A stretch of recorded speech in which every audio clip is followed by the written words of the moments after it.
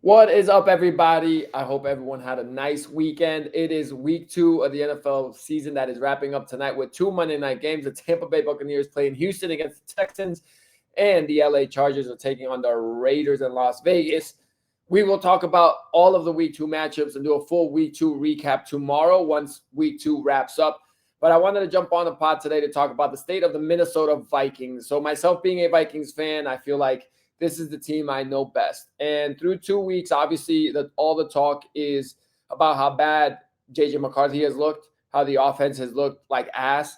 And now JJ McCarthy's out for 2 to 4 weeks. And that presents a problem in itself, which I am going to say I'm foreshadowing here. But, the first 5 games of the season for the Vikings were technically the easier part of the schedule because coming off of the bye, they have a bye in week 6. In week 7 through 9 or through 10, they have to play the Eagles, they have to play the Lions, they have to play the Ravens, and they have to play another really tough team that I'm blanking on right now. But that is 4 really, really, really tough games for this team coming out of the bye. And I think it presents this question that with the next 3 games technically being quote unquote winnable games, what happens if Carson Wentz plays well?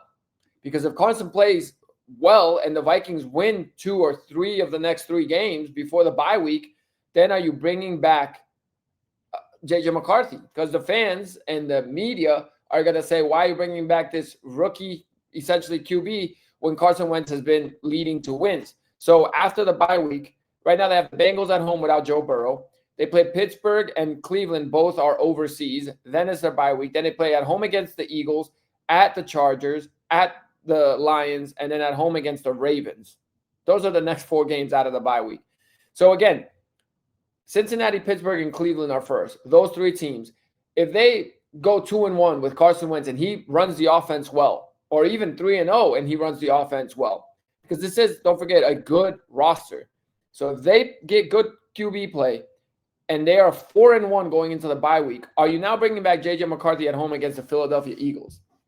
Because if you do that, and then he has one bad half to start off, if he plays bad that first half against Philly, the boobers are coming out. Or what's going on then? Then everyone's going to question whether you should just put Carson Wentz, and now you have a quarterback controversy in Minnesota. And if he doesn't play well and Carson Wentz stinks it up and you go 1-2 or 0-3 these next 3 games, your season's over.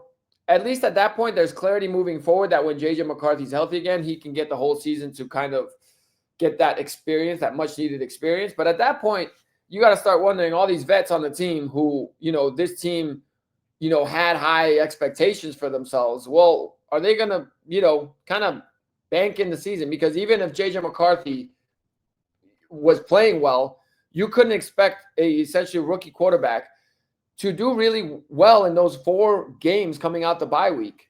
And even after those 4 games, it's Chicago at home and then at Green Bay. And Green Bay is the best team in the league, them and the Eagles.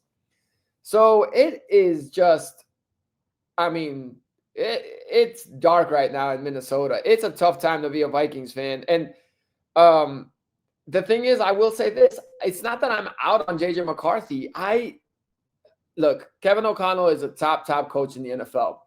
But my biggest piece of the blame, if this is a pie chart of blame, the biggest blame, in my opinion, goes on Kevin O'Connell for how he's handled these first 2 weeks with JJ McCarthy. If you have full confidence in him and you trust in him as much as you've been saying that you do, then you got to, essentially give him the plays. You can't be so predictable where it's run on first down, run on second down. All right, 3rd and 5, 3rd and 7, JJ go make a play. You got to trust him. First down, you should be able to give him a throw. So, and then if you are being smart, which I think you should be, even if you trust him and supposedly trying to help out the rookie quarterback, I also still think that you should let him throw on first down, because the more unpredictable that you could be for the defense, the better.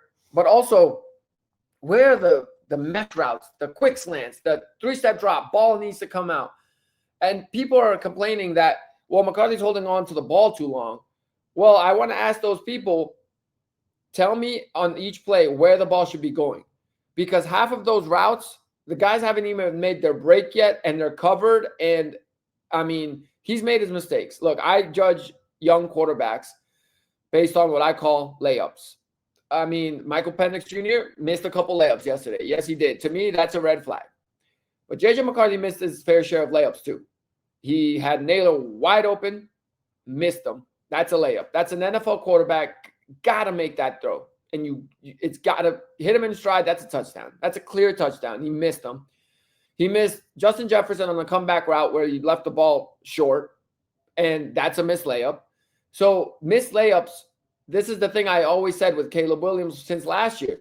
Caleb Williams had so many missed layups. It was a quick slant, and he would not put it on the money. That's a 10 to 15-yard throw, and he would miss it. You saw that in the game against the Vikings. There was the slant on 4th and 1. His tight end was open, pretty much wide open, and he overthrew him, and there was a turnover on downs. That's a missed layup. Quarterbacks can't have that. If you're a rookie quarterback, sure, you can look overwhelmed sometimes at the line of scrimmage. You might have a hard time reading the defense. You make a bad throw, but when the throw is there to be made and when it's a wide open throw, that should be a throw that as a starting caliber NFL quarterback, you should be able to make on your sleep. That's accuracy. That's just straight up being like, I got to put the ball right there. That's where it's going to go. It's got a clean pocket. Can't make a mistake. McCarthy had 2 of those, 2 very clear ones yesterday. And that's the thing that with him, those are the plays that concern me. But aside from that, his numbers, his, sacks, getting penalties and stuff, like this is his second start. That stuff isn't concerning to me like the missed layups are, because I think all that comes with experience, knowing how to read the defense pre-snap, knowing how to move the guys that, the offensive line and what calls and when to play and when not to. All those things I think come with experience once the game slows down for you.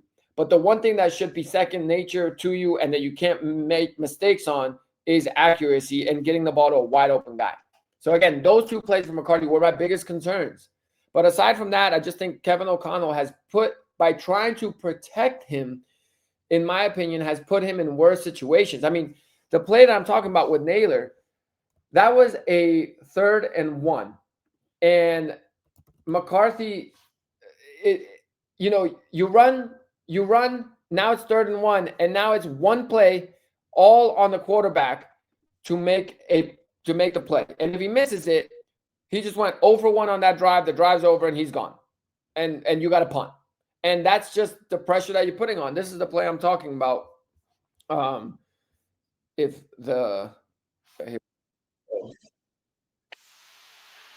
Wide open. Chris Collinsworth says it too. Wide open. Clean pocket, and you overshoot him. And that was 3rd and 1. And that's what I'm talking about. So when you get predictable, when it goes 1st down run, 2nd down run, now we're going to throw it. And on 3rd and 1, again, here, it's a good play call. I'm not criticizing this particular play call because he was wide open. That's a throw that's got to be made.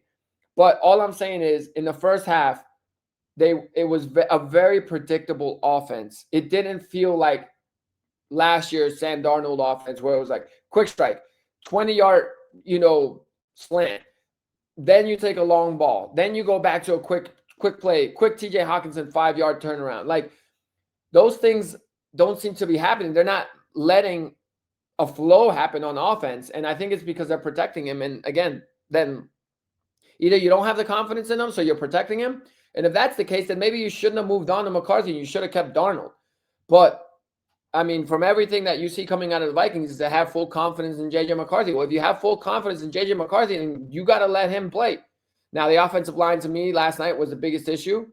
That left tackle just was really just terrible, to be honest. And, out of the 6 sacks that he took yesterday, 4 of them, there's nothing he could do about it. I mean, before he's even back in the drop, the guys are on his lap tackling him already. And I actually think for people that are saying, oh, you could have had Aaron Rodgers, you could have kept Daniel Jones, you could have kept Sam Darnold, you didn't have to move on from Kirk Cousins. The 6 sacks yesterday with that O-line, with those 4 guys I just mentioned, would have been 10 sacks. Because those guys are less athletic and less mobile than McCarthy. I mean, he scrambled out of there a good 4 or 5 times. And again, so I'm not trying to make excuses for McCarthy because I think the layups are the problem. If you're missing layups in the NFL, you're not going to be elite and you're not going to be a starter for a long, long time. That's what's going to make you a backup. But at the same time, the offensive rhythm, the play calling, none of that has helped. I mean, your defense held the Falcons. I mean, they didn't look good, but they held them to a field goal on the opening drive. Then you're on your own 39 on 3rd and 1, and you go for it. Like on your own 39-yard line. What are we doing? Punt.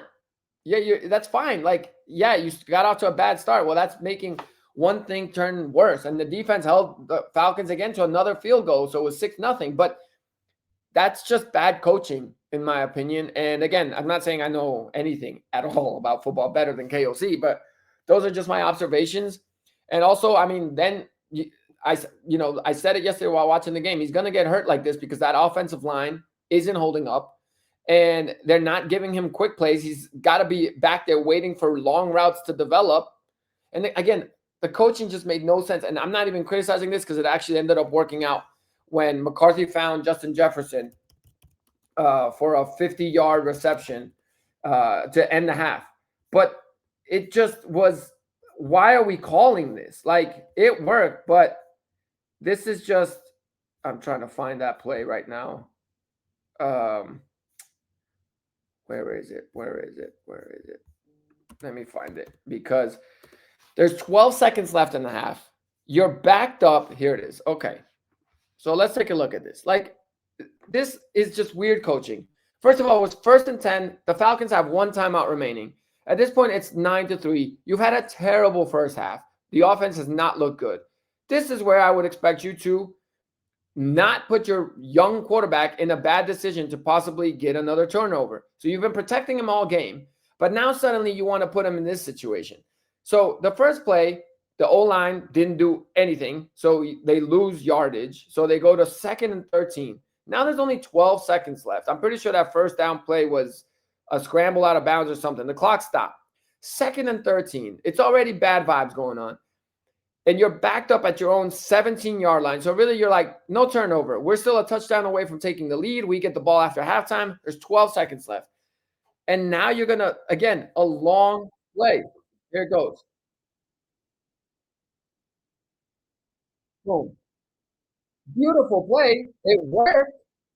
Now there's 2 seconds left. They call timeout and they ended up getting a field goal. But if you, again, it's either you're protecting him or you're not. And if you're not protecting him, that's fine. But then start the game off with a play like this, so you can become unpredictable. But instead, we're starting the game off with very predictable one play, 3rd and 6. Okay, now you have to throw. The defense is ready for it. And that's the thing with McCarthy. It gives you a glimpse of something good like this. Look, the pocket held up here, so he threw it. But this is a long route. If the Falcons bought the house and blitzed them, this could be a fumble turnover, and now the Falcons get another field goal. So, I mean, the Falcons rushed 5, and at least you had 2, 3, 4, 7 guys back there to protect them. But again, that's because it's a long developing route. I mean, he's lucky that the left tackle kind of held up over here a little bit. But if that could be a strip sack fumble, suddenly, you lost the game right there because you're trying to be uber aggressive with a quarterback that you've been trying to protect. So just weird play calling, a weird approach by Kevin O'Connell. And as a Viking fan, I am just worried now because you're kind of doomed either way. Again, if Carson Wentz struggles, your season's pretty much over. If Carson Wentz looks good, I mean, then what do you do? I'm on Team McCarthy. You got to play him through this whole season. If he's healthy, as soon as he's back from this ankle injury, he's got to play. He's got to play. You got to know what you have. You got to give him experience. But if Carson Wentz wins 3 games in a row, now you're 4-1 going into the bye, you bet your ass there's going to be questions. I mean, and this is the thing. I think Kevin O'Connell now is going to coach like he will with a veteran quarterback because he's got Carson Wentz, and it's not going to be just, run play. All right, 3rd down, now you got to throw. Like, again, we'll see how it develops. But, he also, he hurts his ankle in the first half.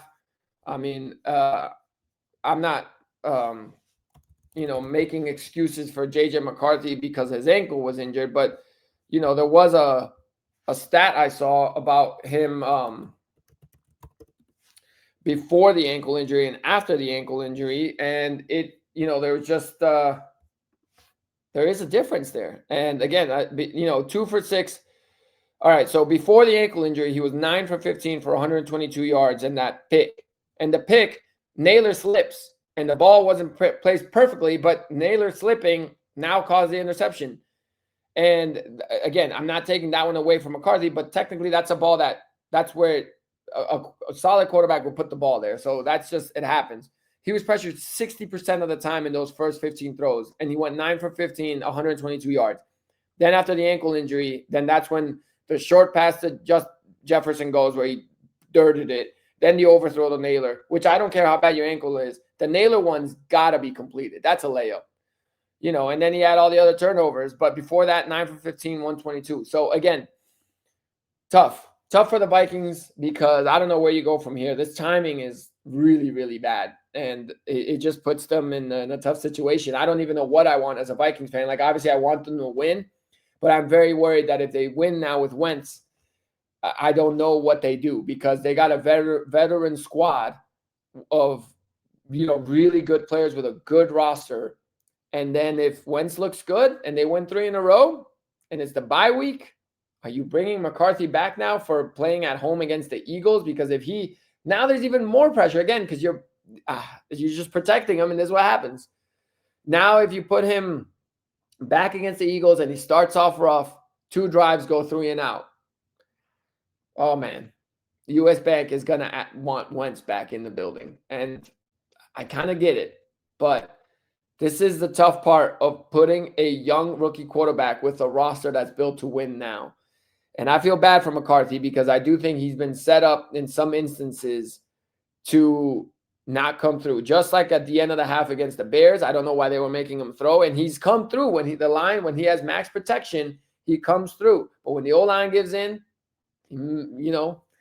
any quarterback, look at how Mahomes played against the Eagles when the offensive line for him didn't hold up. He didn't have a good game at all. Any quarterback, I don't care how good you are, the best quarterback in the league, Josh Allen, Patrick Mahomes, if your O-line sucks, you're very limited in what you can do. And this Vikings O-line is supposed to be so revamped and everything. They don't have Darisaw, their left tackle, but it did not look good at all, man. Guys were in McCarthy's lap the whole game. So if it's a blame pie chart, I'm going,